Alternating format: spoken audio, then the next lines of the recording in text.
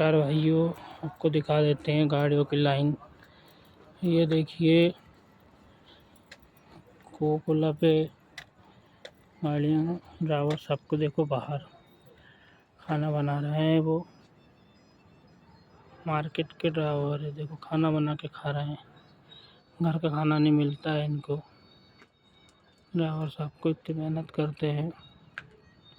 ये देखिए खाना बना के खा रहे हैं और ये गाड़ियाँ उनकी खड़ी हुई है सभी भाइयों की, और खाना बना के खा रहे हैं। पार्किंग में गाड़ी खड़ी करी है। ये देखिए दिखा देते हैं सभी भाइयों को, जय श्री राम। ये देखिए लाइन से खड़ी है गाड़ियाँ।